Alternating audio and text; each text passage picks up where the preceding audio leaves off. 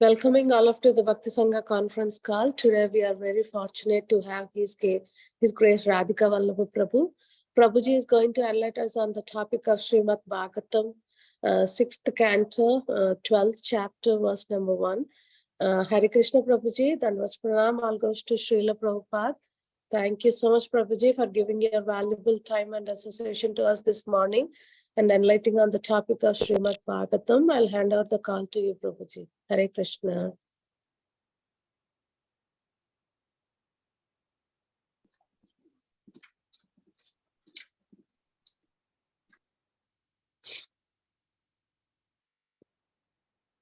Hare Krishna, Prabhuji.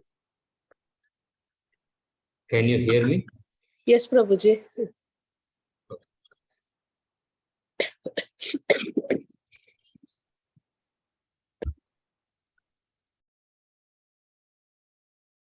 Om Namo Bhagavate Vasudevaya. Om Namo Bhagavate Vasudevaya. Om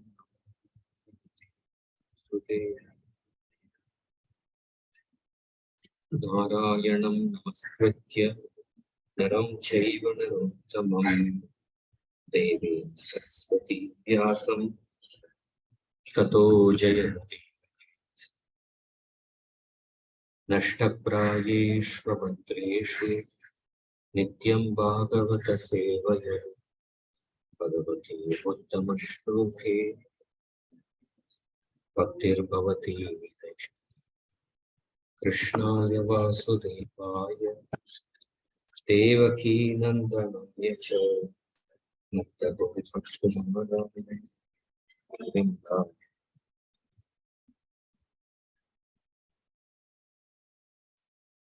Om Jnanatimirandasya Dhyananjana Shalakaya Chakshuron Militam Yena Tasmai Shri Gurave Namah Namo Om Vishnupadaya Krishna Preshtaya Bhutale Srimate Bhaktivedanta Swamin iti namine Namaste Saraswati Deve Gauravani Pracharine Nirvisesha Shunyavani Paschatya Deshatarine Jaya Sri Krishna Chaitanya Prabhu Nityananda Shri Advaita Srivasadi Gaura Bhakta Vrinda Hare Krishna Krishna Krishna Hare Hare Hare Rama Rama Rama Hare Hare Hare Krishna.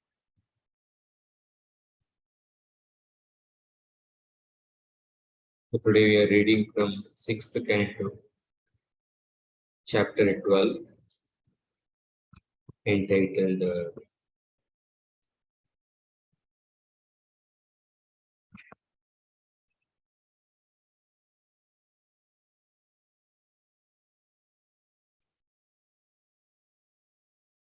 Prabhu's Glorious Death. Text number 1. Shri Rishiruvacha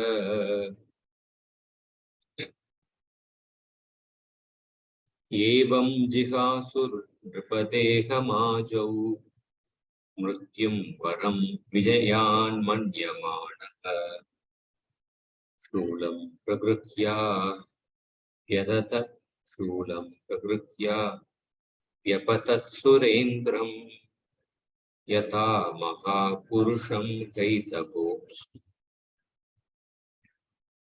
Word-to-word translation. Shri Rishi Uvacha, Shri Shukdev Goswami said, Evam thus. Jihasu, very eager to give up. Nripa, O King Parikshit. Teham, the body. Ajo, in battle. Mrityum, death. Varam, better. Vijayat, than victory. Manyamanaha, thinking. Shulam, trident. Pragrihya, taking up. Abhyapatat attacked Surendram, the king of heaven, Indra. Yatha, just as Mahapurusham, the supreme personality of Godhead. Kaitabha, the demon Kaitabha. Apsu, when the whole universe was inundated. Translation and purport by His Divine Grace A.C. Bhaktivedanta Swami Srila Prabhupada. Translation. Shukadeva Goswami said, desiring to give up his body, Vritrasur considered death in the battle preferable to victory. O King Parikshit, he vigorously took up his trident and with great force attacked the Lord Indra, the king of heaven. Just as Kaitaba had forcefully attacked the Supreme Personality of Godhead when the universe was inundated. Purport. Although Vritrasur repeatedly encouraged Indra to kill him with a thunderbolt, King Indra was morose at having to kill such a great devotee and was hesitant to throw it. Vritrasur, disappointed that King Indra was reluctant, despite his encouragement, took the initiative very forcefully by throwing his trident at Indra. Vritrasur was not at all interested in victory. He was interested in being killed so that he could immediately return home back to Godhead. As confirmed in Bhagavad Gita 4.9, Tyaktva deham punarjanma naiti. After giving up his body, a devotee immediately returns to Lord Krishna and never returns to accept another body. This was Vritrasur's interest.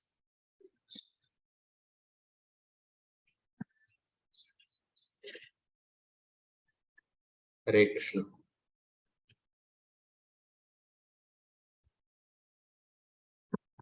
So we are reading from Srimad Bhagavatam, the glorious story of Vritrasur. We are almost coming to the end of the story in this particular chapter. Vritrasur's glorious death. So here in this particular verse which we are reading today, Shukadeva Goswami says that Evam Jihasur Nripa Deham Ajo. So he is addressing Parishit by saying, O Nripa. Nripa is in the Sambodhana Vibhakti. O King. And then he says that Evam Jihasur Nripa Deham Ajo Mrityum Varam Vijayan Manyamana Shulam Pragruhya Vyapatat Surendram. So, Abhyapatat is the verb. Abhyapatat means attacked. Attacked. Who attacked? So, Vritrasur attacked. So, Vritrasur, the subject is not there in the verb, but it has to be understood because of the previous chapter, Vritrasur is only speaking. So, continuation. So, Vritrasur attacked. Attacked whom? Surendram. He attacked Surendra, Indra. So what did he attack? How did he attack? Shulam Pragruhya. Shulam means a trident. Pragruhya. He took up his trident, or by taking his trident, Abhyapatat, he attacked Indra. He hurled at Indra. So what was, but when attacking Indra, what was the desire in the mind of Vritrasur? With what purpose he attacked Indra? Jihasur Deham. Jihasur Deham. Jihasur means desiring to give up what? Deham, desiring to give up his body. Usually, one will attack a person with a desire to kill the other person's body. But here, Jihasur Deham, desiring to give up his own body, Vritrasur attacked Indra. And where did he attack? Where is this taking place? Ajav. Ajav means in the battlefield. In the battle. And why was he desiring to give up his body? Because Vritarasura was thinking, Mrityum Varam Vijayan. Manyamana. Manyamana means thinking. What was he thinking? What was he considering? Mrityum Varam Vijayan. Mrityum Varam Vijayan. That means better than getting the victory, it is better to give up, it is better to die in the battlefield. The Mrityu, death is, Varam means preferable. Varam is better than, preferable to victory. And dying in the battlefield is better than getting a victory to enjoy the kingdom. Thinking like that, Manyamana, Vritrasur took up his trident and then attacked Indra. And then there is an analogy given. Indra, Vritrasur attacking Indra is given, compared to Yatha Mahapurusham Kaitabopsu. So Mahapurusham refers to Vishnu. Kaitaba refers to the demon, the Kaitaba demon. Apsu means during the Pralaya Kala, when the universe is inundated during the Pralaya Kala. Apsu means water, but during the annihilation of the universe. So when the universe was annihilated, Kaitaba had attacked Vishnu. In the same way, Vritrasur took up his trident and attacked Lord Indra. So that is the verse which we are reading today. So Vishwanatha Chakravarti Thakur says that, so in the previous chapter, Vritrasur encouraged Indra to kill him actually. He expressed his heart's desire, how he is not interested in the kingdom, etc. What he desires, Nanaka Prishtam, Nacha Parameshtyam, Na Sarvabhaumam, Narasadhipatyam. Vritrasur tried to infuse faith in Indra on the thunderbolt. But Indra is still bewildered about his duty. Indra was still reluctant to attack Vritrasur. Therefore, Vritrasur thought that, let me show my own prowess. Let me try to attack him. By that, I'll try to make him angry, and then he will quickly kill me. So with that in mind, Vritrasur is actually hurling his thunderbolt at Indra. So Prabhupada says that Indra was reluctant to kill Vritrasur because Indra was morose that I have to kill such a great devotee. Therefore, he was hesitant. But Vritrasur disappointed that Indra is not attacking him despite his encouragement. Therefore, he is actually forcefully throwing. So we see this verse clearly says that Vritrasur was not at all interested in victory. Rather, he was interested in leaving his body because he wanted to immediately return home back to God.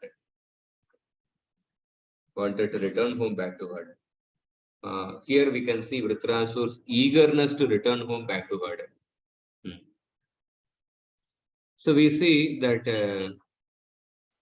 there is a concept of public victory and a private victory. There is a concept of absolute victory and a relative victory. So the relative victory is victory in the eyes of the people of this world. But absolute victory is the victory in the eyes of the Supreme Lord. So Lord Brahma in the Srimad Bhagavatam, he prayed to the Lord that he can do the work of creation.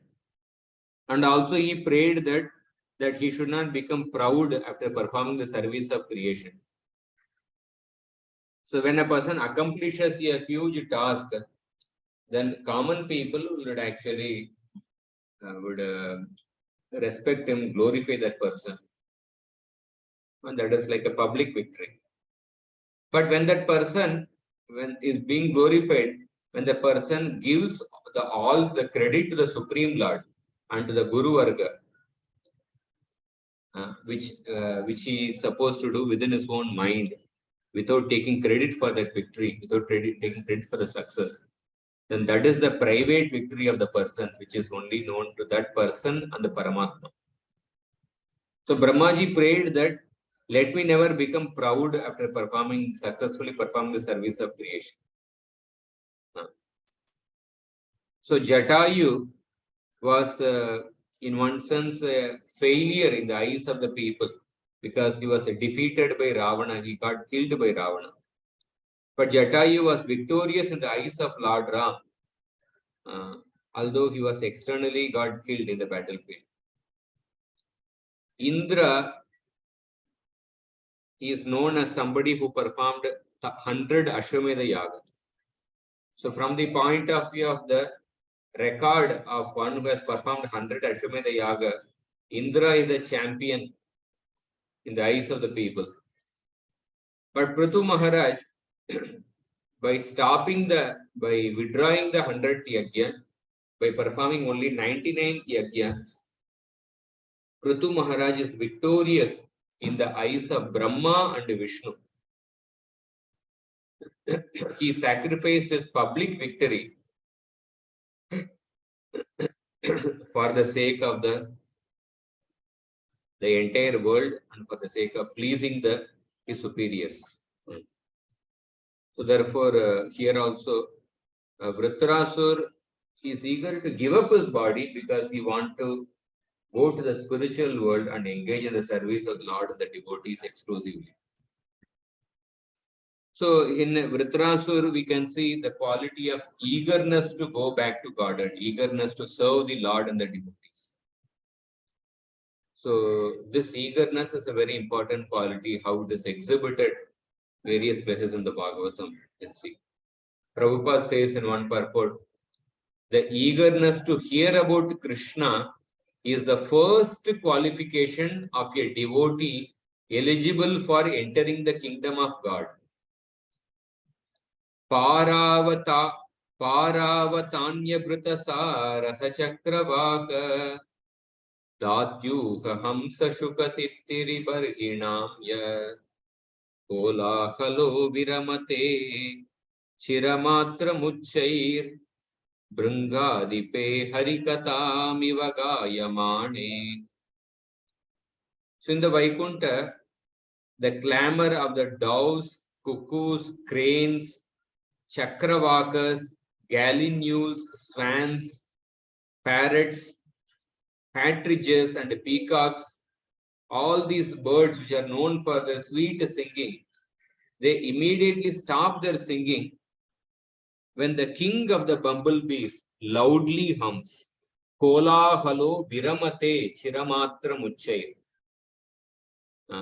which resembles glorification of the Lord. So bumblebee is not known for its good singing. But when the bumblebee just makes a sound which resembles glorification of the Lord, bumblebee sound is very irritating actually. But these sweet singing birds, they stop their own singing in order to hear the glorification performed by bumblebee. So this is the eagerness to hear about God. So in the Bhakti Rasamrita Sindhu, one of the symptoms of Bhava Bhakti is Samutkanta. What is Samutkanta? Samutkanta Nija Abhipsita Labhaya Guru Luptata. Nijabhipsata Labhaya Guru Luptata. Having a intense greed for attaining service to the Lord. Abhipsita Labhaya Guru Luptata. That is called as longing or Samutkanta. So Rupa Goswami gives an example from the Krishna Karnamrita.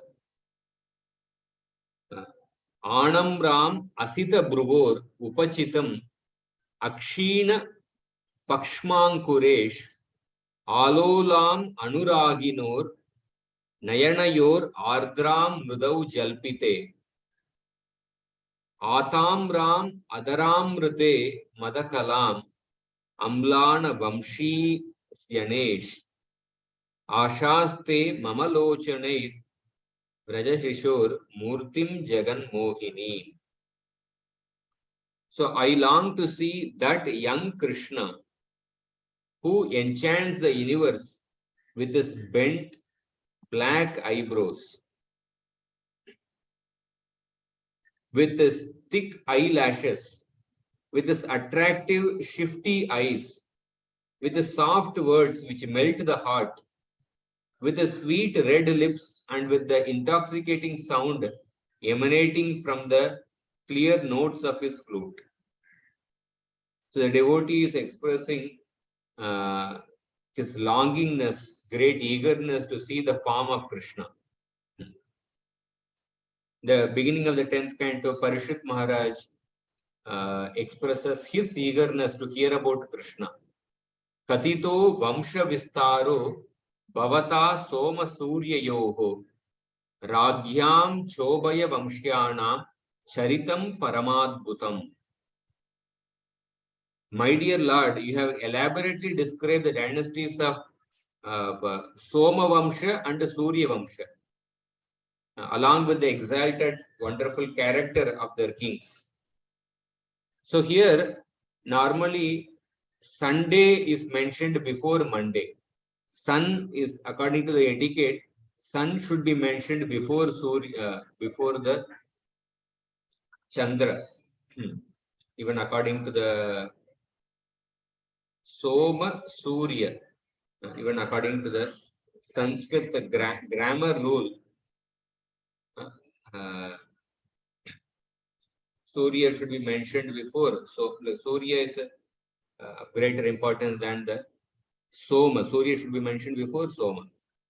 But then Parishit Maharaj is mentioning Soma first and then Surya later. You have described the dynasty of Soma Vamsha and Surya Vamsha. Why he is saying like that? Because he is actually particularly more eager to hear about the pastimes of Krishna who appeared in the Soma dynasty. Ram appeared in the Surya dynasty, Krishna appeared in the Soma dynasty. So by mentioning the Soma before Surya, he is indirectly expressing his eagerness to hear about Krishna more. That is why Parishit Maharaj says that Avatirya Yador Vamshe Bhagavan Bhuta Bhavanaha Kritavan Yani Vishwatma Tanino Vadavistarat. The super soul, the Supreme Personality of Godhead Krishna, appeared in the dynasty of Yadu. Please tell me elaborately, Tanino Vadavistarat, about his glorious activities, Kritavan Yani Vishwatma, and his character from the beginning to the end of his life. Kritavan Yani, whatever he performed, right from the birth till the end, please tell about his character and activities. Tanino Vadavistarat elaborately. So this shows Parishit Maharaj's eagerness. And then he also says that Naishati Dussaha Kshunmam Tyaktodam Apibadate Pibantam Tvanmukamboja Chutam Harikatamrutam. Because of my vow on the verge of death, I have given up even drinking water. But still, because I am drinking the nectar of topics about Krishna, which is flowing from your mouth, I am not affected by hunger and thirst, which are extremely difficult to bear actually.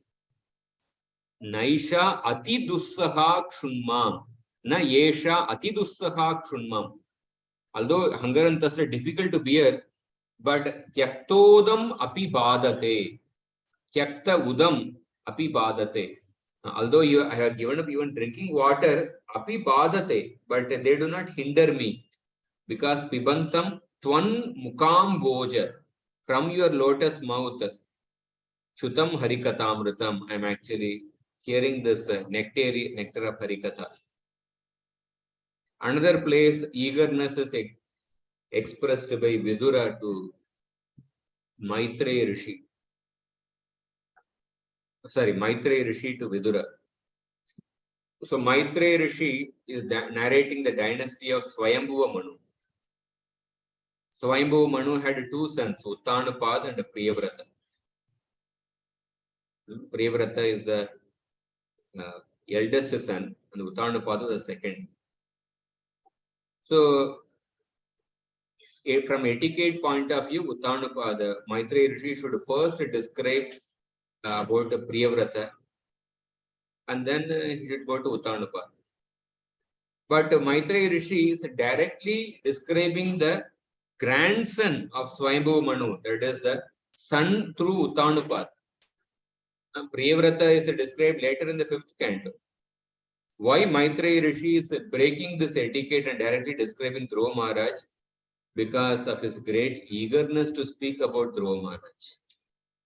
Because Dhruva's activities are very attractive for the devotees. From Dhruva Maharaj's life, one can learn how one can be one-pointed in one's devotional service to Krishna. So because of his great eagerness to glorify Dhruva Maharaj, directly describing about the Dhruva Maharaj. So we see this eagerness is actually mentioned in different, coming in different places. So because of eagerness, sometimes one may break the normal etiquette. So here, Vritrasur, normally a person hurls the weapon in order to kill the opposite party. But Vritrasur is hurling the weapon in order to get killed, in order with the eagerness to get killed, so that in order to go back to garden. So therefore, there is a saying in Niti which says that what is the use of a cloth merchant in a colony where the Jain sadhus live? So nobody will be going to buy the clothes in that Jain sadhus because they don't wear any clothes only. Similarly, what is the use of a speaker when there is no eager audience? So eagerness is the first qualification. Eagerness to hear is the first qualification to go back to garden. These are some points. And then we will see in Vritrasur's life, what we see, one quality which we see is the eagerness to go back to God. Another quality we see is that Vritrasur's equanimity. Vritrasur exhibiting equanimity, and Vritrasur instructing Indra on the principles of equanimity, which we'll see in this chapter also, how one should perform duty. So this equanimity is stressed in various places in the scriptures, in the Bhagavad Gita, Srimad Bhagavatam. So especially in the current times, the mental health is a serious concern.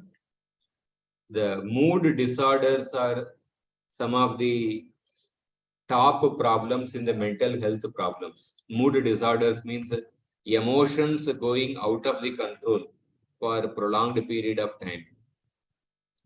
And there is a bipolar disorder in which there is alternating conditions of elation and depression. So different people may have bipolar disorder, but they may not be aware of it.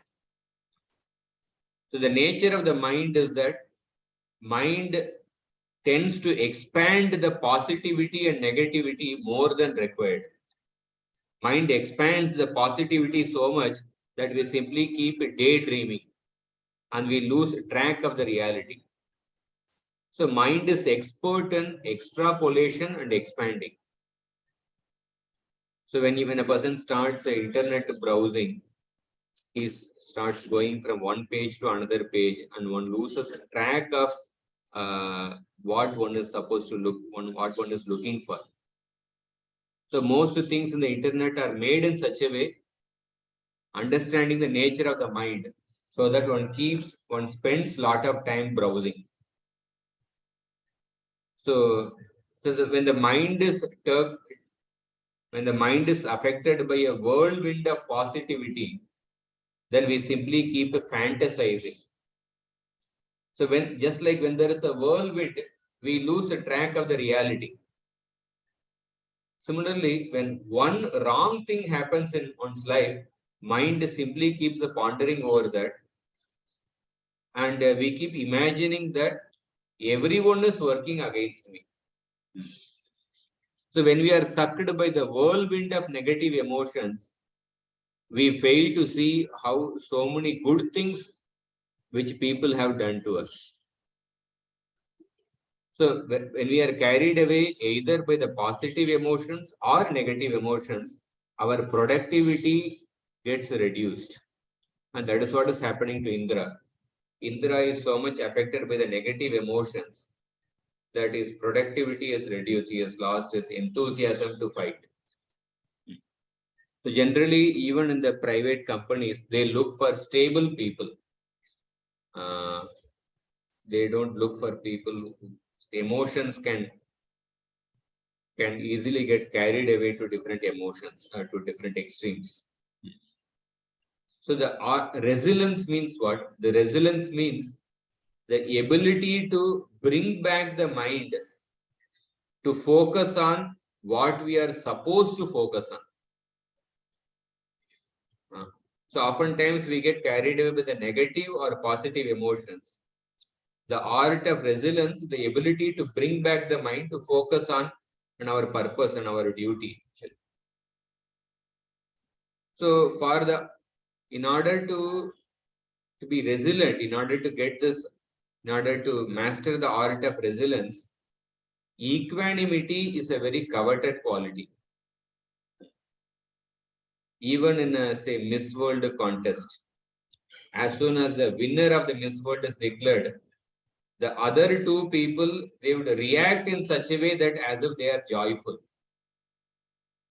So even the runners up, they are expected to be equipoised, even though they may not be within their mind, they may be burning that I did not win, but they are expected to be equipoised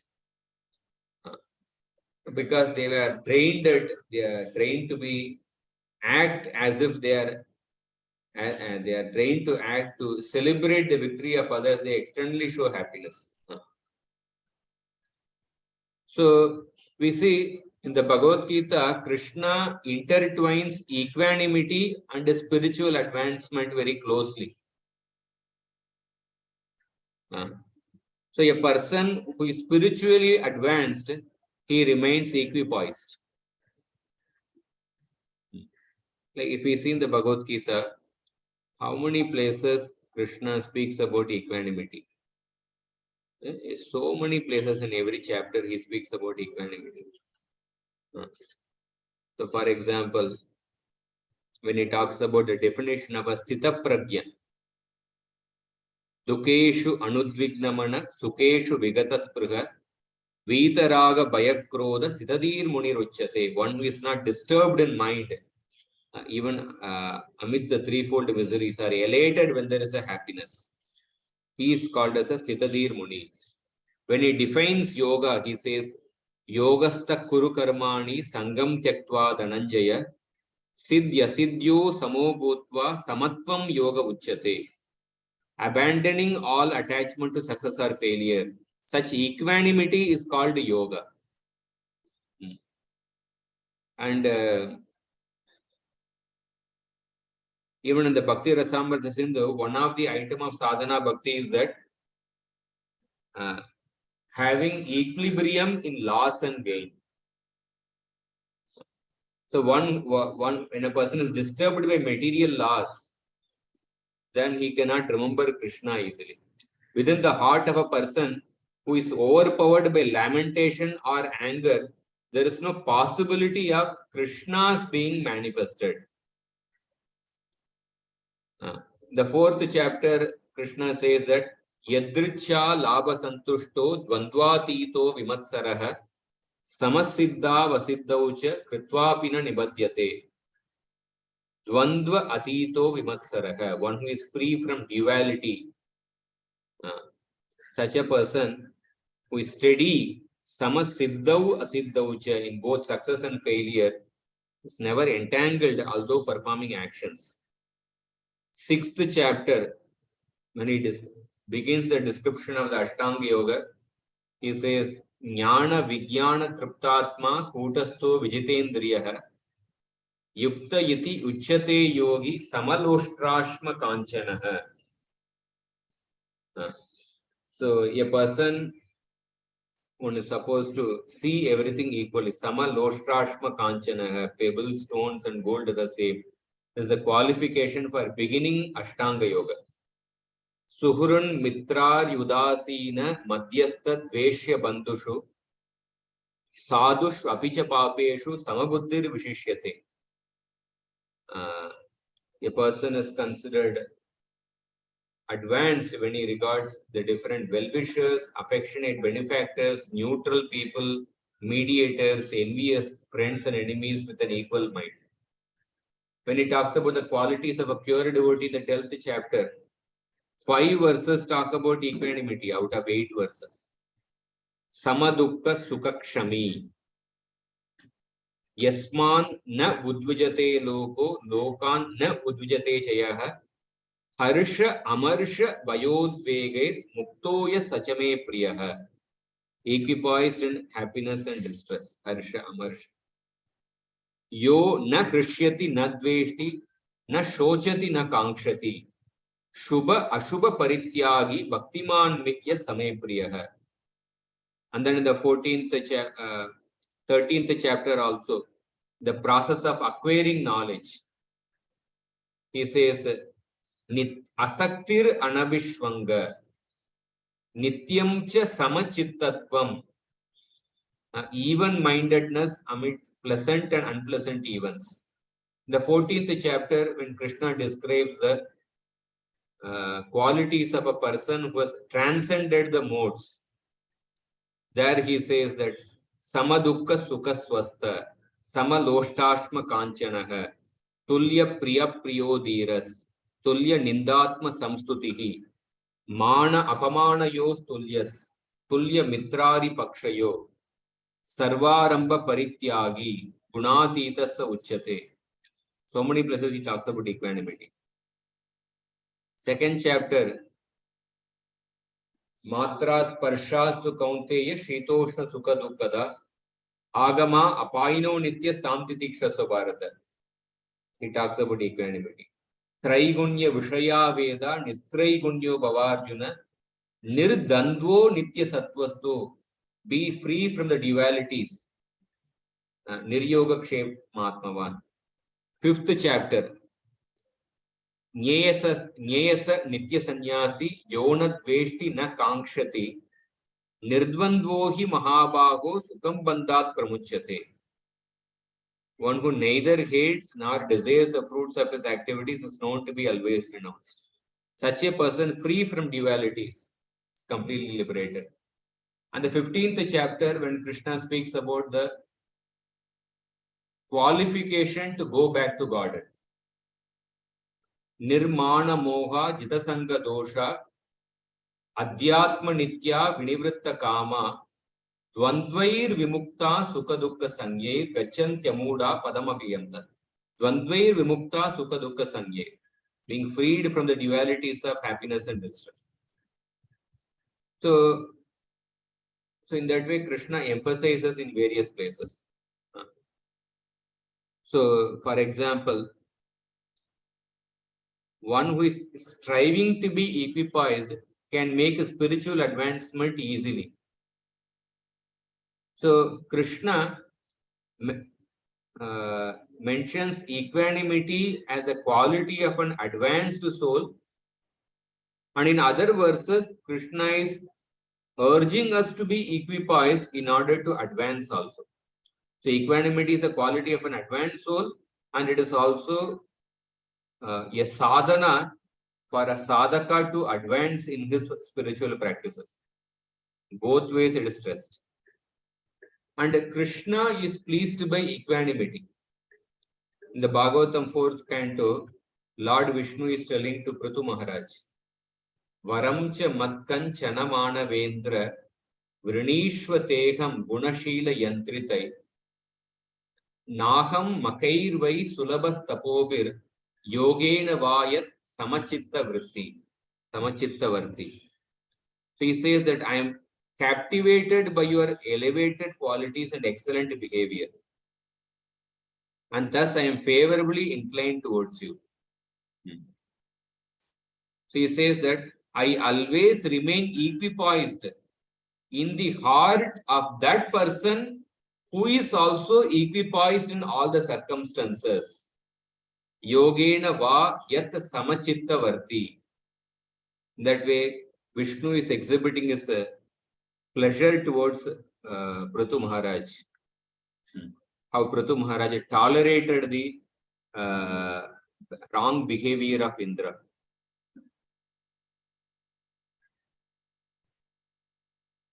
So the knowledge plays a crucial role to practice equanimity. So before Matras Parshas to Kaunteya, Krishna is giving the knowledge of the difference between body and soul. Dehinosmin yata dehe kaumaram yavanam jara. The knowledge becomes important aspect for practicing for equanimity. And equanimity is also crucial for preaching and relationships. So I was talking with a successful surgeon. So this devotee, one of his classmates also got surgery seat in some university, in some college.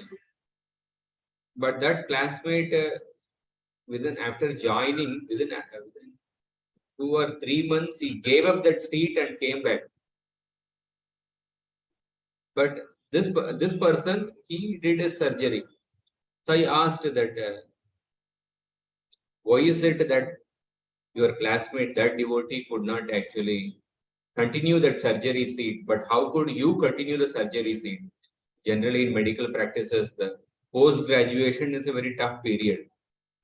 Especially in the first year, they get 2 hours or only 3 hours to sleep. There is like a emergency all the time. Very, like a very difficult schedule actually. Especially in India and the different government hospitals, very tough schedule. So that devotee said that, especially when you are going for surgery, you have to increase the your battery life of your patients more than your normal level. Normally, you may be having the certain level of patience, but when you are going for surgery, you have to increase the battery life of your patients more than the normal level. Very mature answer he gave. He said, because when you perform surgery, sometimes you will definitely be unsuccessful. Surgery will fail the patient. Surgery is such a thing that sometimes the person may die also. So at that time, like some people may file a medico-legal case against you, or they may come along with the relatives, and then they may make a scene. They may try to attack you. So therefore, you have to increase your battery life of your patients. Patient's battery have to increase. So even in an ordinary, suppose in the surgeon has to increase his battery level. The patient's level, he has to increase more. A preacher or a sadhu is also like a vaidya. So when a person is preaching, one should also, for preaching also, equanimity is very crucial. Dayaya sarvabhuteshu santushtya yena kenava sarvendriyopashantya cha tushyatyashu janardana. So by showing mercy to all living entities and santushtya yena kenava, being satisfied somehow or other, being satisfied in any situation, sarvendri upashantya, controlling the senses with sense enjoyment, one can quickly satisfy the Supreme Lord. Narayana parasarve na kutaschana bibyati swarga apavarga narakeshu apitulyartha darshanaka. A person who is completely surrendered to Narayana, he sees swarga and naraka on an equal platform. And equanimity within one's heart is also closely linked with the equal vision outside. Brahma Bhuta Prasannatma na shochati na kankshati sama sarveshu bhuteshu madbhaktim labate param. So in order to have sama sarveshu bhuteshu, the prerequisite for that is that na shochati na kankshati. Within one's mind, one should neither lament nor one anger. Then a person can have sama sarveshu bhuteshu. And when Chaitanya Mahaprabhu, when Sanatana Goswami had a skin disease, but Chaitanya Mahaprabhu, whenever he would see Sanatana Goswami, he would embrace him.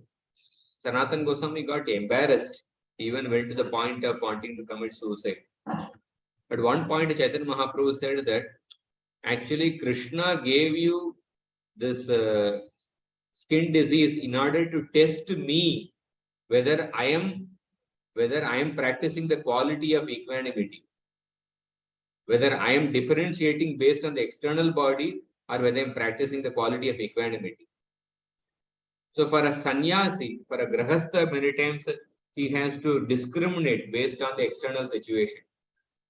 When a grahastha, because of dealing with the different practical life situations, a grahastha, externally he has to discriminate. But a sannyasi, he has to show equanimity. That is why Krishna explains in the Uddhava Gita, Bhikshur dharma shamo himsa tapeksha vanaukasaha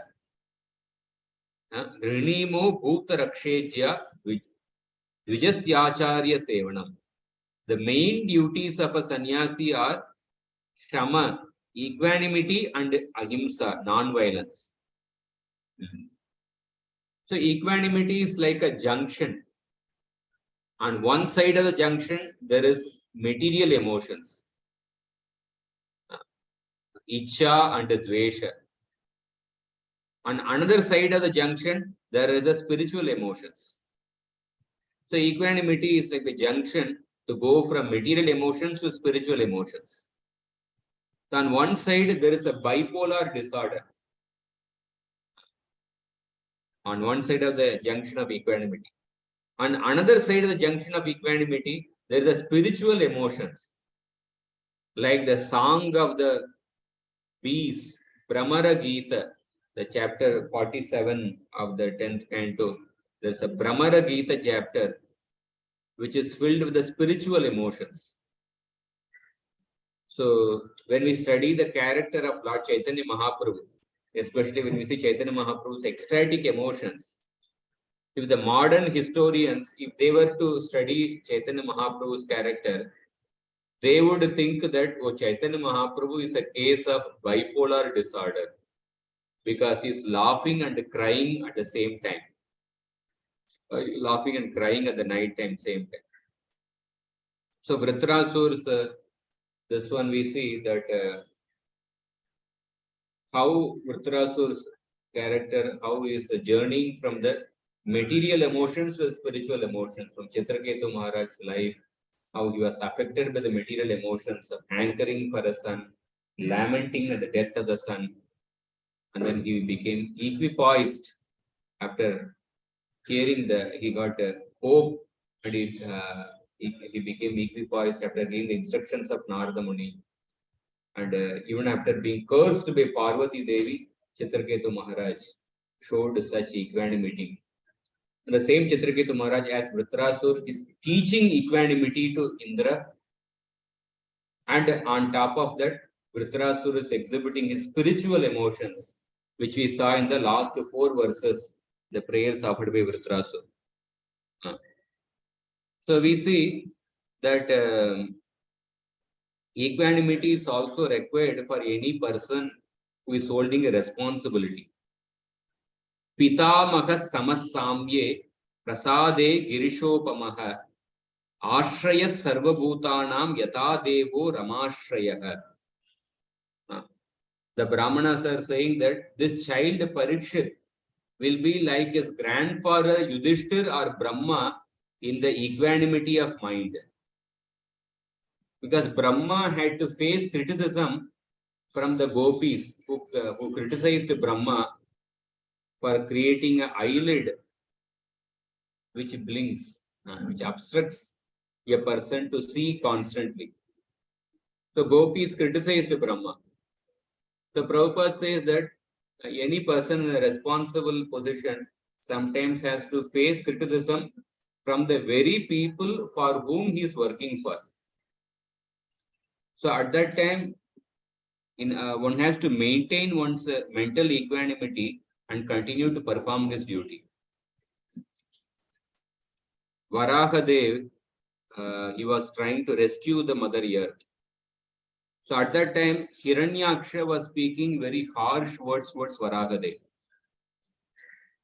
Tam nissarantam salilad anudruto Hiranyakesho dviradam yatha jashaha Karala damshro shani nisvano bravit Gatahriyam kim tvasatam vigarhitam.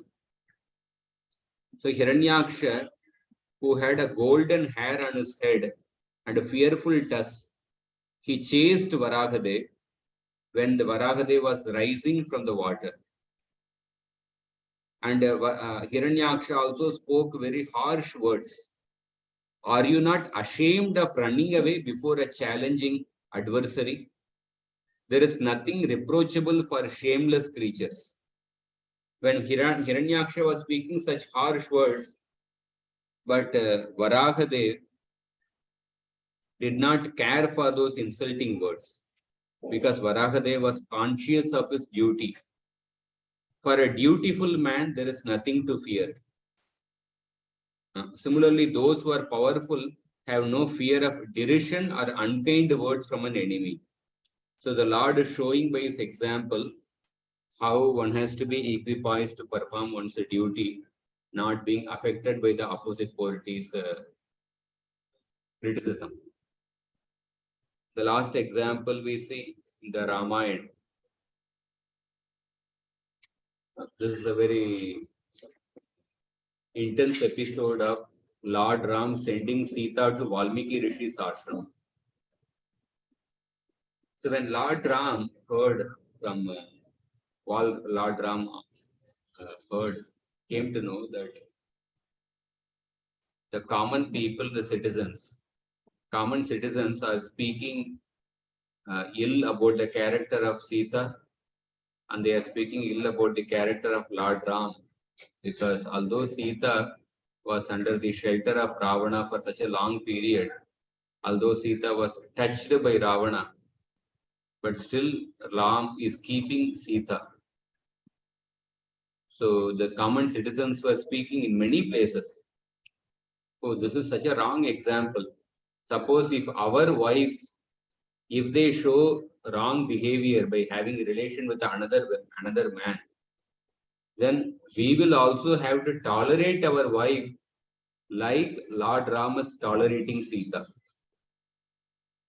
This is how many people were speaking in villages, marketplaces, many junctions. And Lord Ram came to know, he was severely pained actually. He was so pained. Lord Ram, he called his brothers and he told them that he told Lakshman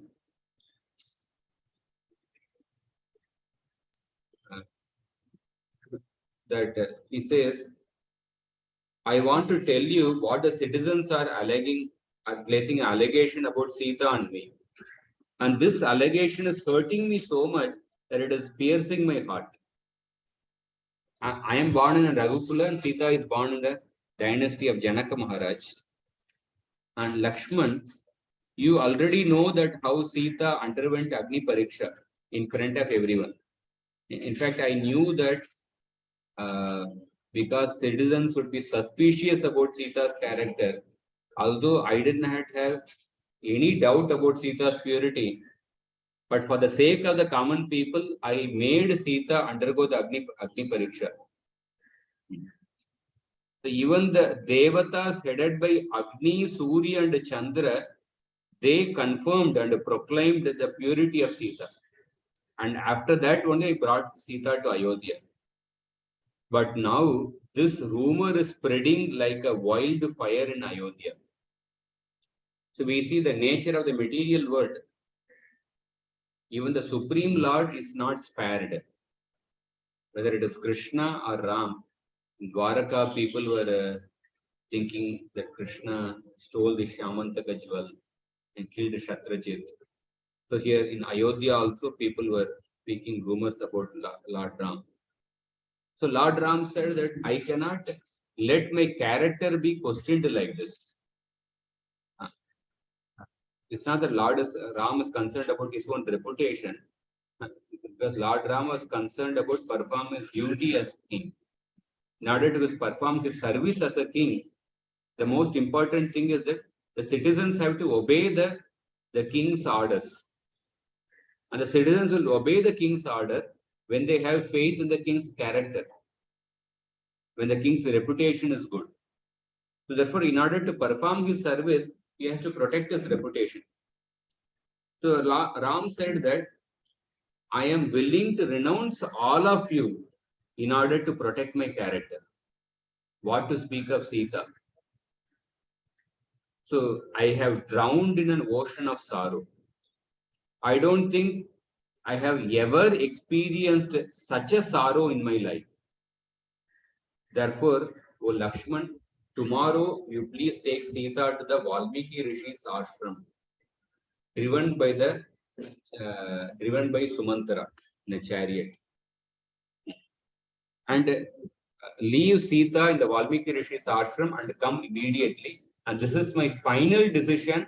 I don't want to hear anything more in this matter from you. If you speak anything against this decision, you will be the worst enemy for my life.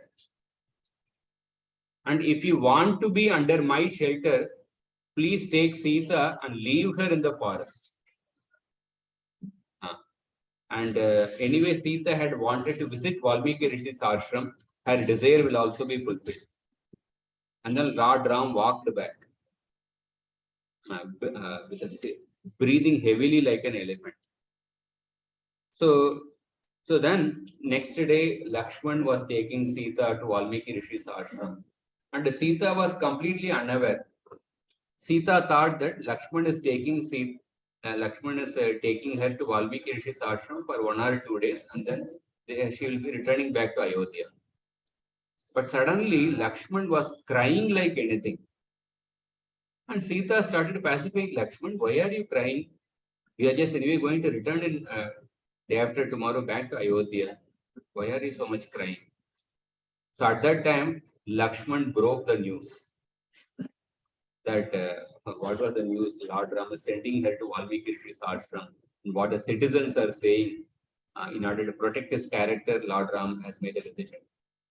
So when Sita heard that, Sita was stupefied, and she came back to her consciousness, and she gathered herself and started speaking to Lakshman. So here we see that again, just like in Vritrasu's character, there is a combination of equanimity and also eagerness to go back to God. The spiritual emotions we can see, at the same time the equanimity side is there. So here also between Ram and Sita, Ram is torn between the emotions for Sita. At the same time, he had to suppress those emotions to perform his duty. Because to perform the duty, one has to have equanimity. And Sita is also having the great love for Lord Ram. And when she heard the decision, she was completely stupefied. She lost her consciousness. But then she spoke to Lakshman. When she's speaking to Lakshman, we can see the quality of equanimity. We can see the quality of a woman who is assisting a responsible leader. So Sita told Lakshman, I would have ended my life, but that would finish my husband's dynasty. So therefore, please follow the order of the king. Because at that time Sita was pregnant. If I had ended my life, my husband's dynasty would have actually be finished. So therefore, I don't want to end my life. So you please follow the order of the king and offer my respects to all my relatives, and please convey my message to Ram. And she said, what is my message?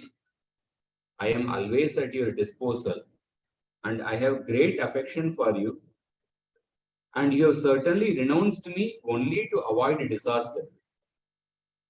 And you have to eradicate all the rumors that are spreading because of me. Try as much as possible to avoid criticism of the subjects. And it is my foremost duty to support you in this particular endeavor because you are my ultimate shelter. And then Sita said that, Sita told Lakshman that please request Lord Ram to be affectionate to the citizens, just like he is affectionate towards all of you. So, because Lord Ram could have thought, well, just because of the citizens, I had to send Sita to Valmiki Rishi's ashram. That way, Lord Ram can become angry toward the citizens.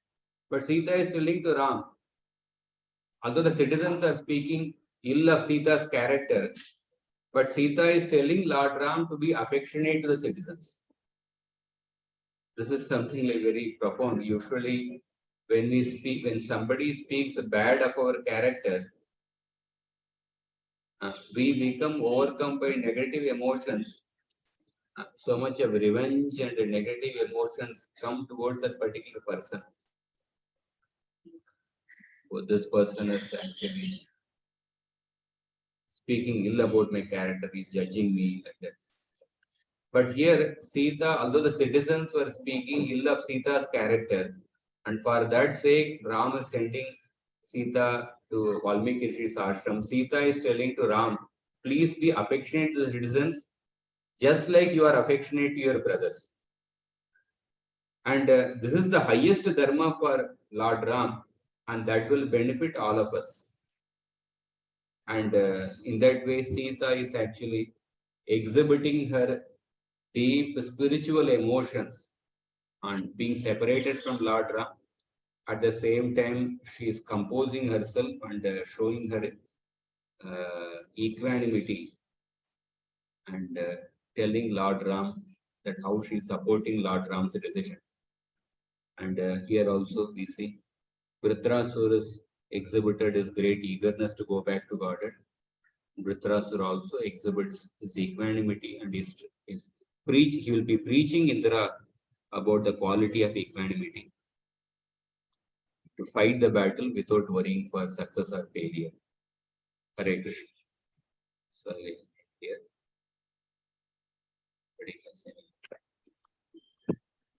Thank you. Thank you so much for a very beautiful class, Prabhuji. We're so thankful to you.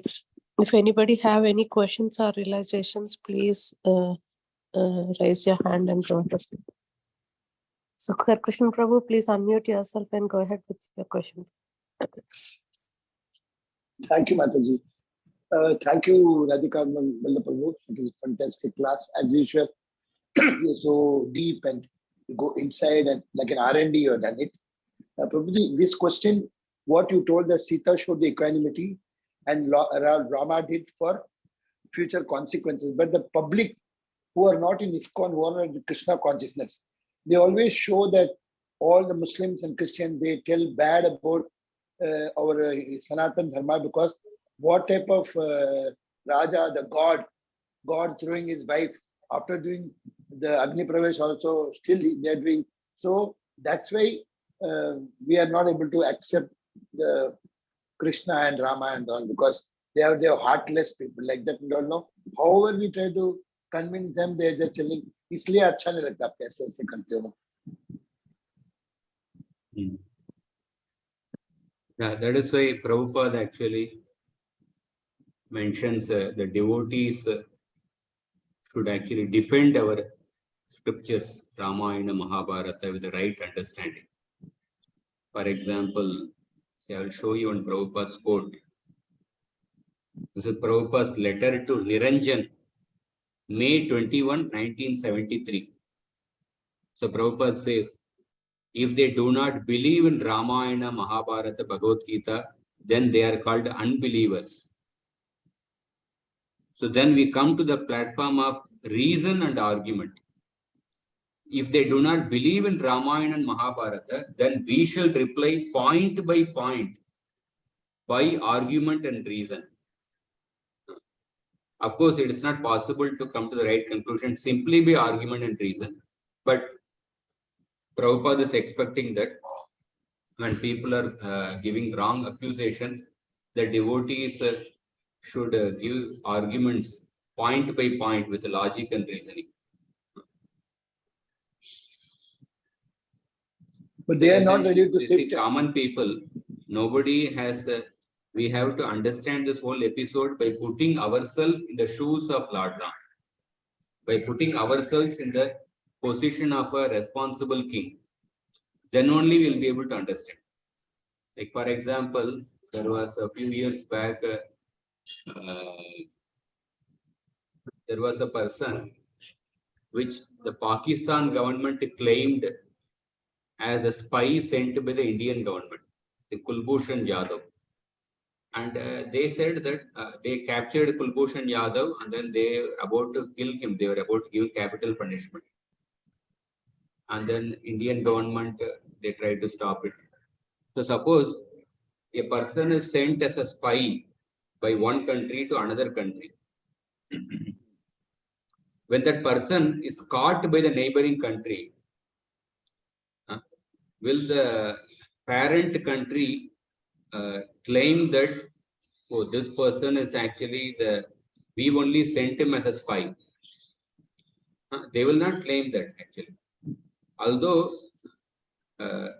it may appear very cruel on the part of the country. The country may have sent that person as a spy. But when that person is in need, when he's about to be killed, the country will never own that person. So we only sent that person. Country will never own that person publicly. Because the reason is that for the country, the security of the entire country is more important than one individual. So from one point of view, it appears very cruel, very hard-hearted. They are simply using the person for the sake of the country, and when the person is in need, they are not providing any support to that person. They are disowning that person. They are not claiming anything.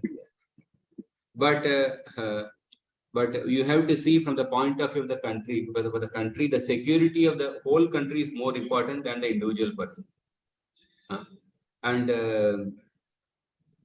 another example is that like one devotee took some group of students to the Himalayan border, and the army soldier was actually he was speaking about a certain mules which the soldiers used to carry different commodities to those places in the Himalayan region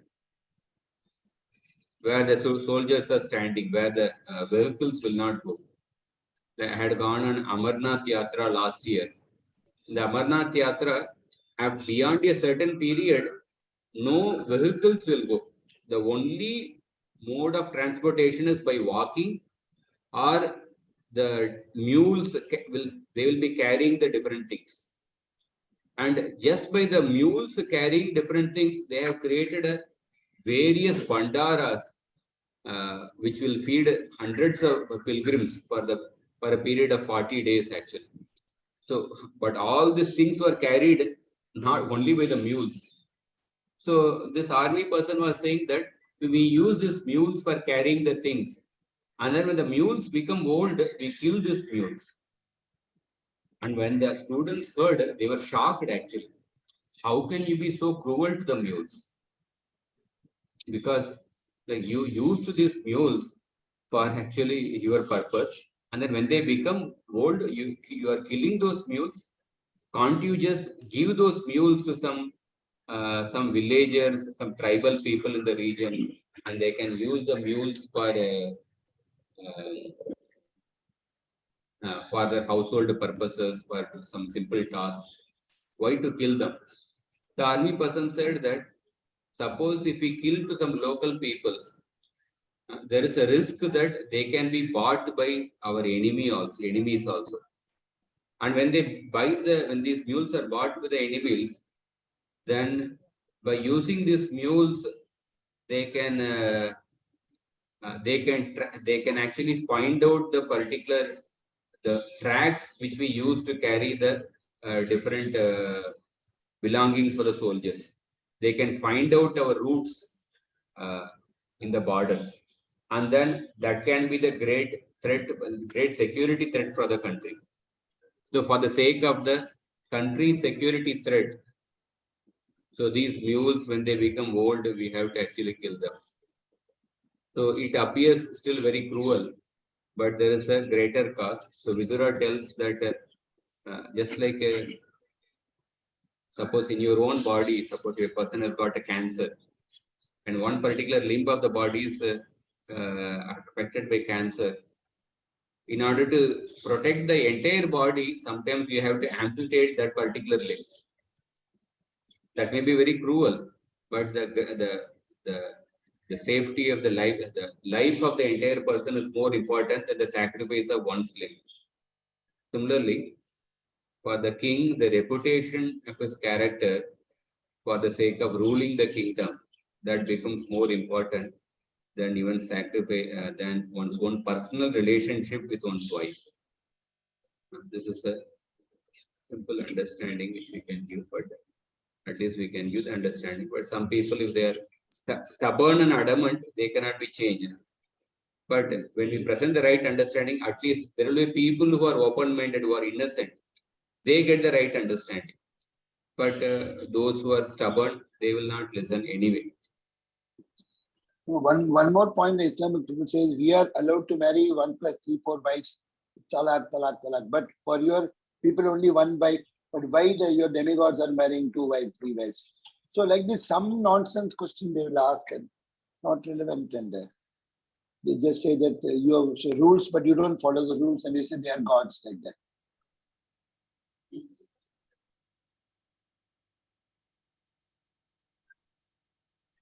I think better not to answer. For Kshatriya, the Kshatriyas are allowed to marry more than 1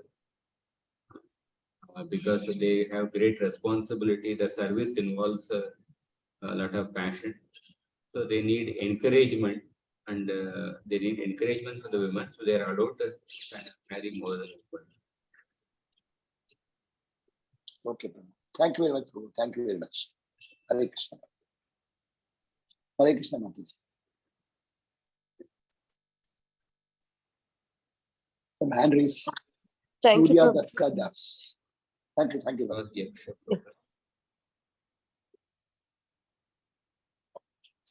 There's one hand raise. Sangeeta Mataji, please go ahead.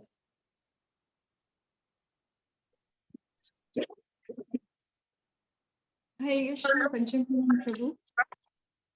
My question is that as you just mentioned that it is also mentioned in the purport that Vritra should encourage Indra to kill him so that he can be free.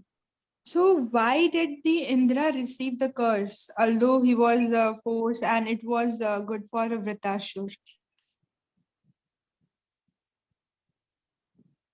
Yeah, this story comes in the 13th chapter, next chapter. Because actually Indra was reluctant to kill Vritrasur because he already had experience of killing Vishwarupa and being affected by the Brahmanas, affected by the sin of killing a Brahmana. He was reluctant to kill Vritrasur. But then the Brahmana said that, no, don't worry, we will perform Ashwamedha Yagya, we will worship Vishnu, and then even the greatest sin can be nullified by worshipping Vishnu through Ashwamedha Yagya. They encouraged Indra like that. So Indra, he killed Vritrasur on the strength of worship of Vishnu, on the strength of, say, Ashwamedha Yaga, the performed to Vishnu. So therefore, Indra committed a sin of actually, Indra committed the aparad of committing sin on the strength of bhakti. So therefore, he got afflicted with that particular reaction. And the people who gave that advice to Indra, they also got afflicted with that reaction. So that we'll see in the next chapter. Okay, understood, Prabhu. Thank you so much. Hare Krishna. Suradhyaksha Prabhu. Yeah, Hare Krishna Prabhuji. Thank you very much for the wonderful class. I have a small question. You shared the wonderful pastimes of Vitrasur and Sita Mai, that they exhibited the high class quality equanimity in such a dreadful situations. We definitely, when we hear this, we get inspired. But the problem is that we as a sadhaka, when we are practicing our Krishna bhakti with so much of stress and so much of pressure, we feel that these things, because they could show this kind of equanimity, because they were directly very well placed in the bhakti, but we in the process, we are not that much uh, I will say that motivated to exhibit this kind of a quality, where we face so many situations on a daily basis, where it becomes very difficult to exhibit this equanimity or being equipoised in the day-to-day affairs of our lives, Prabhuji. So if you can share some insights on this, how can we achieve that? Of course, not even 100%, even some percentage, it will be a great achievement, I will feel, Prabhuji. This is my question, Prabhuji. Hare Krishna. Very sincere and honest question. Actually. Yeah, it is quite easy to speak about this actually, but practically day-to-day life, everyone has a very unique situation in his life, dealing with different people, different challenges. So definitely we have, all of us have different challenges, balancing between the call of duty and the call of affection. So Ram was torn between the call of love for Sita and the call of duty toward the citizens. Sita was also torn between the call of love for Lord Ram and the call of duty towards assisting Lord Ram in his duty toward the citizens. So similarly, in our life also, we are torn between call of duty and call of love. The first thing is, when we hear these incidents, by getting the right perspective, we at least understand the Siddhanta properly. And when we see the behavior of the Supreme Lord, when he comes to this world, how even he has to go through he has to face the dualities of the world. And by his own example, he is teaching how he is dealing with the different dualities of the world, how he is dealing with the dharma sankata between call of love versus call of duty. So at least first thing is we hear and get the right understanding. And the second is we become aware that how we failed in different situations, how we got maybe more carried away by the emotions, or how sometimes we may have behaved like an emotionless person. So we recognize our shortcomings. And then after recognizing, at least the next time, we make one step. So suppose the next time we may face out of 5 situations, so at least in 2 situations we learn to balance. But in 3 situations we may fail. But then again, after that we make 5 situations. After that we may, our success may increase more. We may balance in 3 situations, and 2 situations we may fail. In that way only, it is by going through different experiences, by that only we learn actually. Hearing and observing the people. Sometimes our own life, we are going through different situations. Sometimes when we see other people's lives, And then when they are going through when they are performing certain sacrifice, even in difficult circumstances, so then in front of that, our problem can become insignificant also. I had gone to meet one Sanskrit teacher, was attending some online Panini Vyakarana classes since 2 years. So I went to meet her, to show my gratitude to the teacher and offer some gifts. So I had some first-hand experience of a traditional Gurukul. We're staying there for 2 days actually, visiting there. So this lady, she's 82 years old lady, but she's still focused on teaching to small children, 8-year-old children, 9-year-old, some teenagers, some people 20, 22. And there is no some organized setup actually. ISKCON is known for good for organization and management. It's a traditional small Gurukul running at their own house. Actually, there's no organized setup. The same children only manage according to the level of this one. But under the organized funding, some people being inspired when they come to know, they give some donation. And apart from that, whatever pension she gets, she is actually using that to actually run the Gurukul. And I gave some Lakshmi as a donation. She was so reluctant to take that. Again and again, she was actually refusing it. How can you? I don't want to take this Lakshmi from somebody in saffron. We take from other people.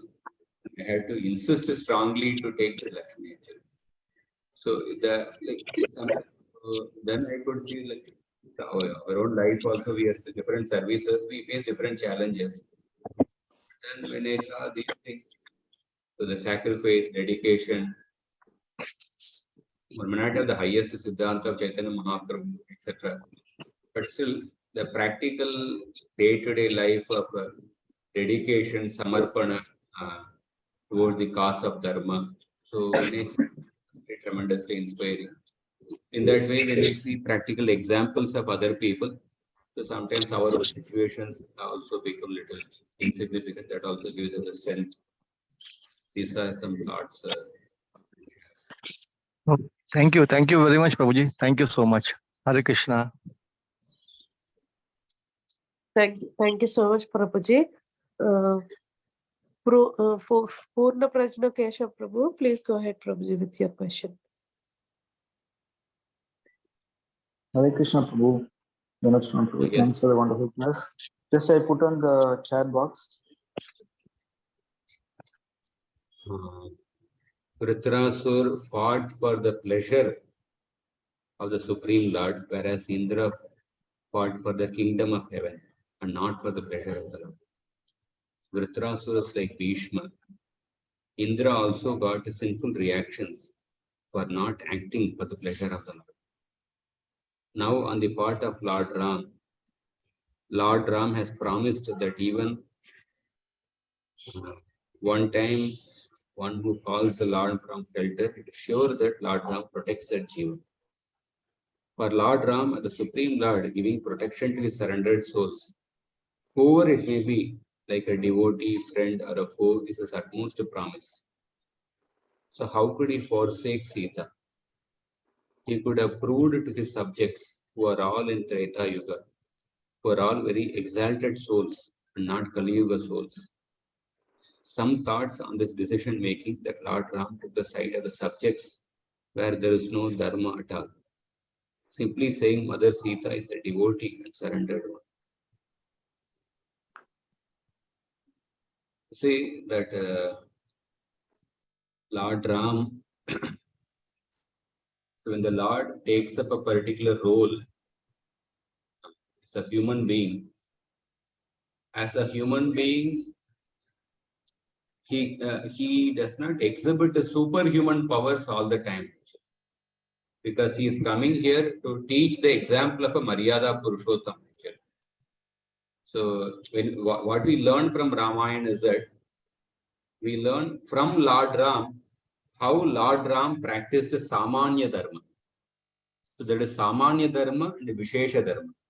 Samanya Dharma means the Varnashram Dharma. Vishesha Dharma is our service to Krishna, service to the Supreme Lord, Bhakti. So Lord Ram's character, we see that how Lord Ram acted as a dutiful son by obeying the order of the father. How Lord Ram acted as a proper friend by fulfilling the promise given to Sugriva. How Lord Ram acted as a good brother. How Lord Ram acted as a good king. So Lord Ram appeared to show this Maryada Purushottam, how he is following Dharma. And from the devotees who are close to Lord Ram in the Ramayana, from all the devotees, Lakshman, Bharata, Shatrughna, Sita, Hanuman, from all these devotees we learn Vishesha Dharma. Like Lord Ram, in order to obey the order of his father, he went to forest. But Sita said that without you, for me, without you, in separation from you, any situation is like a hell. So I want to come with you. So from Sita, we learn her devotion to Lord Ram, the mood of Vishesha Dharma, the service to the Supreme Lord. And Lakshman is nowhere in the picture, but Lakshman said that just like Sita cannot live in separation from you, similarly, I cannot live in separation from you. And Lakshman said that for me, my father is already dead. So we can see in Lakshman's character also the mood of Vishesha Dharma, the mood of devotion to Lord Ram. In this episode also, Lord Ram is exhibiting how he has to follow the Samanya Dharma as a king toward the subjects. And from Sita, we learn her mood of devotion to Lord Ram. And because from both characters, her mood of devotion to Lord Ram, her dedication to Lord Ram, that I will cooperate with Lord Ram, whatever decision he makes. So in that way, Samanya Dharma and Vishesha Dharma both are learned. Samanya Dharma, especially from the character of Lord Ram. Vishesha Dharma, especially from the character of the different devotees close to Lord Ram. So Lakshman sacrificed Urmila's association because he felt that if I take Urmila along with me to the forest, then I will be caught between taking care of Urmila and service to Lord Ram. So instead of that, better let me focus exclusively on the service of Lord Ram. So Lakshman sacrificed the Samanya Dharma for the sake of the Vishesha Dharma. So in that way, that is how we have to see the Ramayan's characters. From Lord Ram, we have to learn the Samanya Dharma, and from the other characters, we have to learn how they gave importance to Vishesha Dharma. So the balance between that becomes life actually. So Ram could have, because he's the Supreme Lord, he could have, by his mystic power, he could have shown some magic or something. He could have told that Sita is completely pure, or he could have given a magical vision to the citizens. Like that, we can think actually. But then Lord Ram is playing the role of a human being. He has to show to the people how, even the Supreme Lord, as a human being, as a dharmic person, how to face the dualities, how to face the Dharma Sankata in his life. That is what he is coming to teach. Because this example will be there throughout all the future generations, how to deal with the Dharma Sankata, because this world is a place of duality. More than by his superhuman activities, he could have told, or he could have shown the vision of Lanka, how Sita remained pure, something like that. But he has to show by his example how to deal with the dualities. That's how it. Thank you, Prabhu. Thank you so much. Thank you so much, Prabhu. Hare Krishna.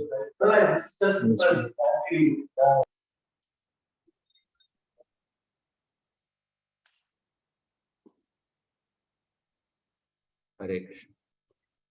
So we'll, I think, stop here. Yeah, thank you so much, Prabhu. Does anybody have any questions you want to ask for Prabhuji?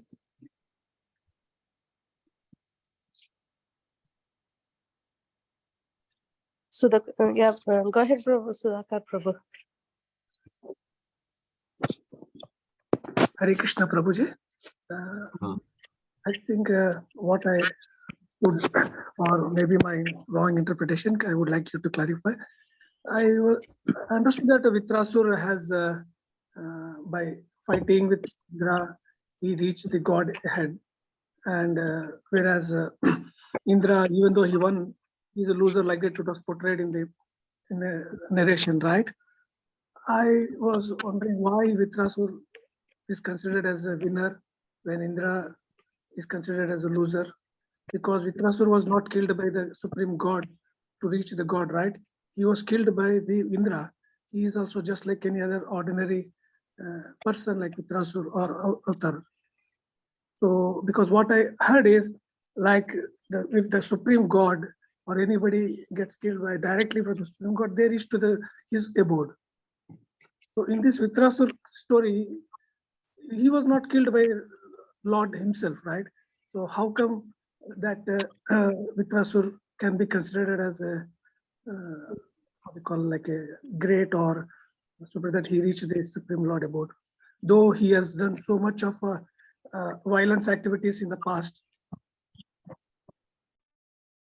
Yeah, Vritrasura is considered as a great devotee, not because that because of his because of the consciousness he exhibited. Vritrasura is a unique character. He is the side of the demons. He was in the position to, he was put in a position to fight against the demigods. That means to fight against Dharma. Like the devotee has also mentioned the chat box. So the Vritrasura's position is like a Bhishma. Bhishma wanted the Pandavas to win, but he was fighting on the side of the Kauravas. So his desire was to surrender to Krishna, so Pandavas should win, but he was fighting against them. So Vritrasura is the side of Adharma, but he's a pure devotee, because Vritrasura's character, what is established, what the Siddhanta which is established with Vritrasura's character is that Bhakti is independent of Bhakti is independent. Bhakti is Swarat. One may be born in a family of demons. One may be fighting against Dharma. But still, one's Bhakti is independent of all these external considerations. That is what is being established. Because so how Vritrasura in the last 4 prayers, we saw how Vritrasura exhibited his great love for the Lord. But at the same time, previously we saw Vritrasura's description how he was killing so many devatas. So cruel and violent. But at the same time, in his heart is filled with a devotion for Krishna that shows the independent nature of Bhakti. So we are considering Vritrasura as a Mahabhagavata because of his devotion to Krishna, not because that he was killed by Indra or not, like that. Sometimes a person may be killed by a demon. Like Jatayu was killed by Ravana, but he got killed by performing the service of Lord Ram. So therefore, Jatayu is more glorious. Maricha got killed by the hands of Ram, but then he got killed while performing service to Ravana. Which is better, dying while performing the service of Lord Ram or the service of some demon like Ravana? Similarly, Vritrasura, okay, he's fighting for the sake of the demons, but he's put in that position. Although while putting in being in that position, but still he exhibited his pure devotion to Krishna. So he did not justify also. Just because I am a devotee, I can do anything. Like he did not justify his fighting on behalf of the demons on the strength of his bhakti. At the same time, he was in that position. He performed his duty very dutifully, without expectation, without the desire to enjoy the kingdom on this earth. Rather, he fought against the devatas, wanting to be killed by the devatas, because he was eager to go back to God. So in the Bhakti Marg, can it be interpreted that in the devotion one can be aggressive? Yes, one can use kama and krodha in the service of the Lord. Arjuna used anger to fight against the service of Krishna. Hanumanji used anger to burn Lanka. So just like a fire, when it is, suppose when you are cooking fire, suppose if the fire is very low, the food will not get cooked at all. If the fire is more, then the food will get burnt. So you have to use controlled fire in order to cook the food. Similarly, one can use anger in a controlled way in the service of Krishna as an instrument. That means anger is in the mode of passion, but when the mode of passion is guided by the sattva guna and for the higher purpose, for a transcendental purpose of serving Krishna, that is actually approved. Okay. Thank you, Prabhu. I have another question on your clarification to one of the Prabhuji I had right now, just that. You mentioned that Kshatriyas have the liberty to get married or more, one or two wives, right? If I understand. Yes. Because I heard in between, sorry, I could not hear the complete question. But if that is the case, Lord Ram was also Kshatriya, and Surpanaka, when she has proposed as a Kshatriya, and he could have accepted or politely rejected rather than punishing Surpanaka, no? Yeah, he could have done that, but Lord Ram had taken the Ekapatni Virata because see, sometimes certain concession is given for certain people with a responsibility. But sometimes those concessions are also misused by people. Kshatriyas are allowed to marry more wives because they have greater responsibility. But probably at that time, some of the Kshatriyas were misusing that also. Therefore, Lord Ram, he wanted to set an example of Ekapatni Vrata also. So there was a need sometimes. Like in this world also, sometimes certain people are given a concession, certain say ministers are given concession. But sometimes the ministers, they become more focused on the concession than about the discharging the responsibilities. So then, the prime minister, he sets an example. Say how even when a mother died, he just performed his duty and then he came back. Or he's setting his example how not to utilize his position and the facilities of the government for his personal purposes. So sometimes such an example is also required, although it is allowed for. Okay. So if we understand like that, okay, it could be a personal principle. Like if you see Ramayana and Mahabharata, in the Lord Krishna case, it is quite opposite, right? So Lord Krishna accepted whosoever has proposed him to get married. So when I get often this question, Prabhuji, because I live in the other part of the world where some people question me like this: why Krishna can marry 16,000 when Lord Ram only could marry only single person? From that angle, I'm just trying to ask you. So how do you correlate the Ram avatar? Yes, Ram is strict to the Maryada Purush, like one Ekapatrivata, whereas Lord Krishna, he accepted everyone who wants to, propose, be co-partner or want to be wife of Krishna. So how do we interpret, or the people nowadays in this world, they take in different examples or excuses of thing. So currently we know that in Hindu law, only one marriage is accepted. That's what I understand. I don't know from where it came. I'm just trying to not to debate that one. But what is the rationale of the current Hindu law that why only one person, one wife is legally allowed?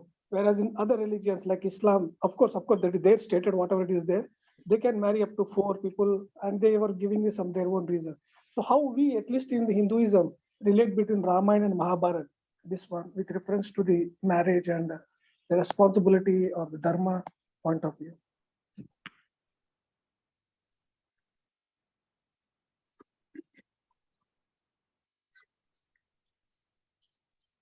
Yeah, this is the constitution law that in Hindu only one marriage is allowed.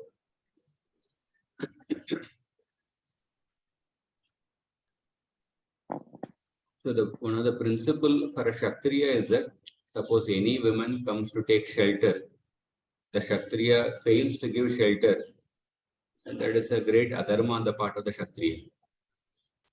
So in the case of Krishna, the 16,100 women were captured by Bhaumasur. They had nowhere to go.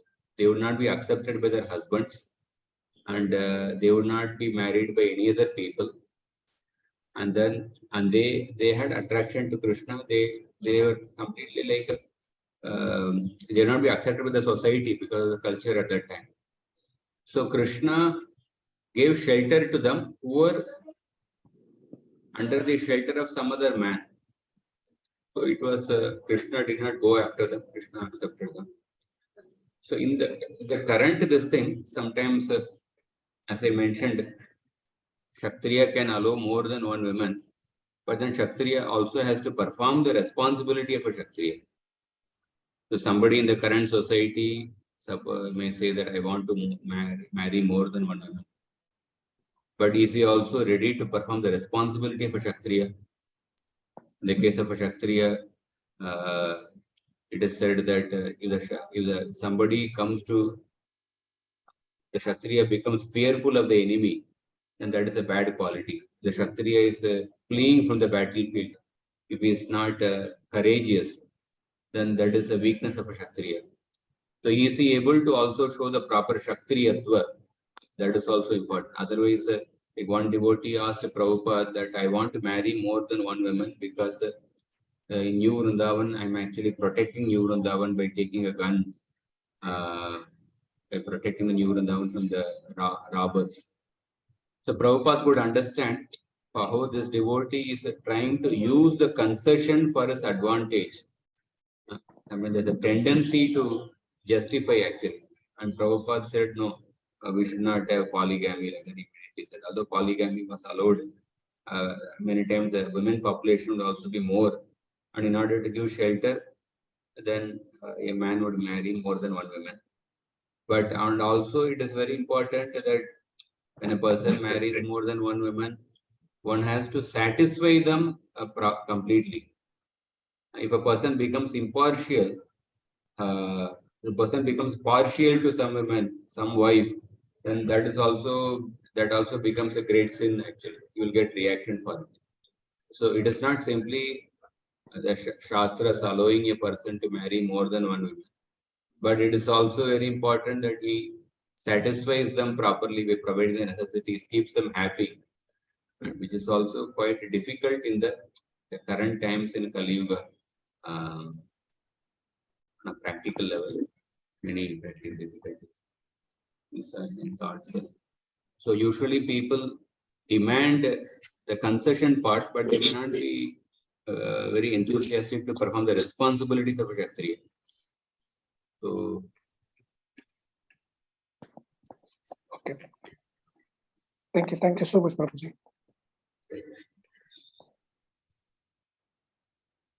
Thank you so much, Prabhuji. Wonderful question and answer session. Sukkar Krishna Prabhu, you have any? Yeah. Prabhu, actually, Srila Prabhupada had told that we have to follow the 4 principles for a devotee: live without pretending, hear without defending, speak without offending, and love without expecting. These 4 things, if a devotee follows, then he can be successful.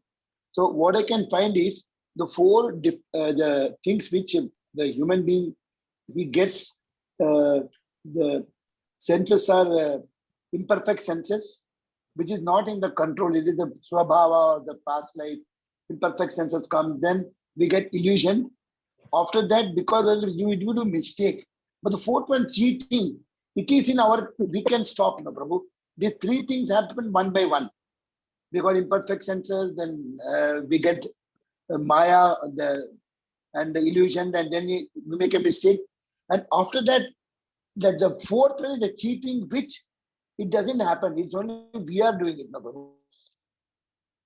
So if a devotee is really truthful, even at that point, he can accept and say that I made a mistake. No, then actually Krishna will be happy. No? That Actually, because the outside sound, I'm not able to hear properly. I'm not able to hear in the earphone. I couldn't exactly hear your question actually. no. I was telling you, Srila Prabhupada had given there are 4 principles which a devotee has to follow: is live without pretending, hear without defending, Yeah, speak that without I heard. offending, and we have got the 4 defects in human beings. One is we have got imperfect senses, which is not in our control because of our prarabdha karma or something. Our senses are imperfect.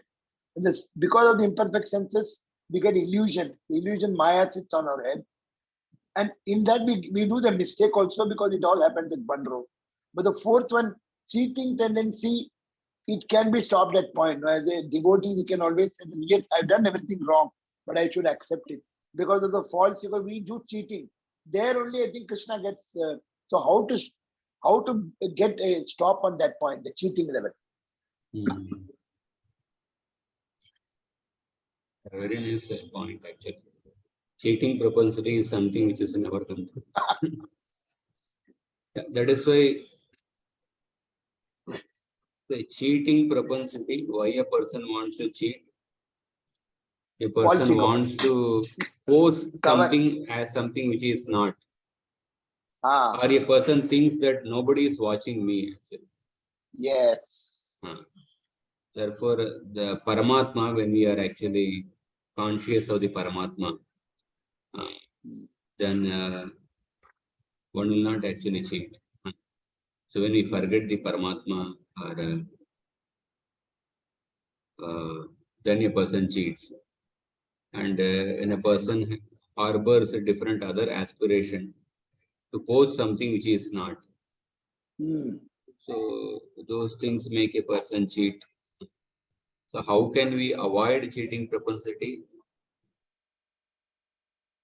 Essentially, we have to be true to ourselves. We have to be true to Paramatma. So when we want to gain certain, say, name and fame of this world, ultimately it is going to be very temporary. So one has to understand that actually. But so only some other questions about like how to become humble, how to avoid cheating propensity. Some of these questions, one of the answer we can say, okay, association of some exalted devotees. Because when we associate with some exalted devotees, so their character makes a strong impression on us that gives an inspiration. But even after that, we have to at the end, we have to make the choice. So I'm not going to cheat. I'm just going to accept a mistake. So that choice is ultimately with us. Can we go and cry to Gaurnita or Krishna and say that I'm get stuck? No, I've done it. Now, how do you save me? Because I have to get open and everybody will know about this, and it's a bad mark and it's an insult. But I should know that the CC. You can go and pray to the deities, yes. Because the CCTV is on. Paramatma is watching everything. Sorry asking this question, Prabhu. Just I wanted to share with it. That's why I asked you. Sorry. Thank you, Prabhu. Thank you very much, Radhika Prabhu. Hare. Thank you, Mataji. Hare Krishna. Thank you so much, Prabhuji. Okay, stop here. Rantara Srimad Bhagavatam ki jai. Jai. Jai. Thank you so much for a wonderful class, Prabhu. We are very grateful to you and we look forward for your association again and again, Prabhuji. Thank you so much. Let us pay obeisances to Prabhuji and all the Vaishnavas. Vancha Thank you so much.